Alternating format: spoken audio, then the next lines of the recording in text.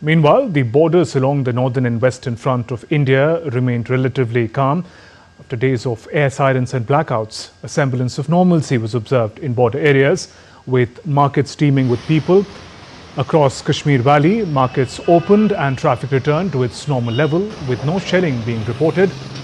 People in Punjab's border areas feel relieved as tensions ease. Markets are also opening and locals hope for peace to continue.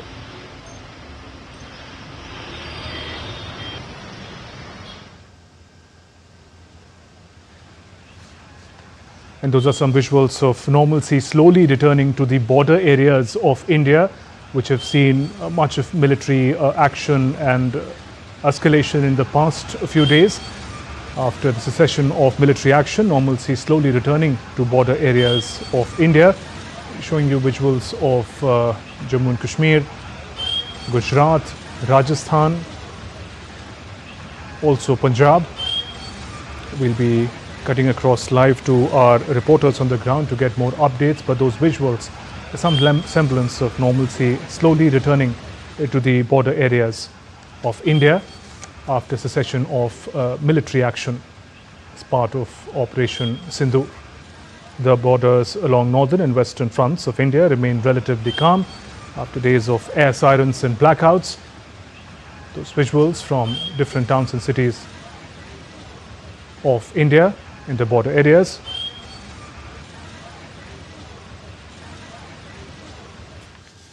Let's get some updates from the ground as well. DD India correspondents are joining us from the border towns. Ankush Sharma is joining us from Jammu, J&K.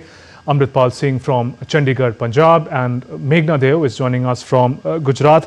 Ankush, if I can come to you first, give us a sense of how normalcy is returning slowly to where you are. See, the current situation in Jammu and Kashmir is quite normal, and if I talk about the border areas in Jammu and Kashmir and the specially affected areas, the most affected areas are Rajouri, Poonch, the normalcy has completely arrived, and now the situation is fine here. And in border areas, the people are also returning back to their homes, and they are also starting their businesses again. And there is no more panic among people. But yes, there is fake information there, and from yesterday also there are some informations on social media regarding the terrorist activities or drone activities in the region. And to tackle with this fake information, the administration is tirelessly working, and they are continuously asking people to not to give heed to the rumors and just focus on the reliable sources. And if I talk about the schools and colleges, the schools and colleges institutes are also open today in non-border areas, and it is highly expected that today the fresh notification may be arrived, and in this notification maybe the border areas, schools and colleges will also be allowed to open. On the other hand, the situation is completely normal in Jammu and Kashmir and the border areas, and we spoke with some people, some individuals in Jammu region also. They have said that the life is back on the track again, and on the other hand, the misinformation is one of the major issue in Jammu and Kashmir right now to tackle with it. Right, Ankush, stay with us. Amrit, let me come to you. You're in Chandigarh, Punjab. Give us a sense of how life is coming back to normal in Punjab. Just a few days ago, Chandigarh was also one of the potential targets of Pakistani drones. That's right. Chandigarh is right next on the door of Chandi Mandir, which is the Western Command headquarters. And also we have a transport hub airbase here, which drones tried to attack, but they were neutralized. So there was, the schools were shut down here in Chandigarh as well. But schools have opened up here. Many areas of Punjab, schools and colleges are slowly opening up, except for a few border areas where schools are still shut or educational institutions are still shut. There are blackouts imposed during night for a few hours. Especially when reports come in of some drone activity, blackouts are imposed, markets are shut down, but overall life is limping back during the day. Markets are teeming with people, so life is limping back to normalcy. District administration is working along with the village committees to ensure that there is no panic in people, and telling them that as a measure of abundant precaution, schools and educational institutions are shut down, but they will open as things improve. They are urging people not to panic, not to believe fake news. Because the military action may have stopped from the Pakistani side and also the Indian side, but the information warfare which Pakistan is conducting, as Ankush was saying. So the propaganda factory is still on. The idea is to create panic amongst people, but there are counter measures being taken, and the fake news is being busted. So counter IW is on the Indian side as well. Shobhendu? Right. Meghna, let me come to you. Meghna is joining us from the western state of Gujarat. She's in Bhuj, as I understand. Meghna, the military action may have ceded for now. What kind of preparedness is being maintained, and how are people coping with the aftermath of the last few days and nights of action?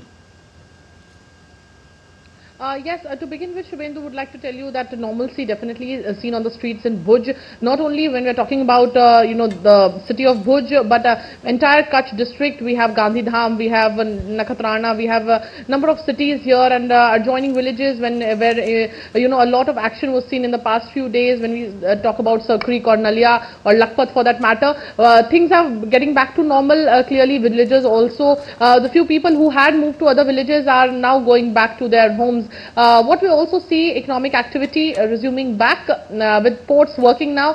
Kandla Mundra port, one of the biggest ports and actually one of the important hubs for economic activity in Gujarat, have started functioning, and now we can see heavy vehicles plying on the highways, which were actually the number of vehicles and the number of activity did reduce in the past few days, but now it's slowly coming back and gradually coming back to normal.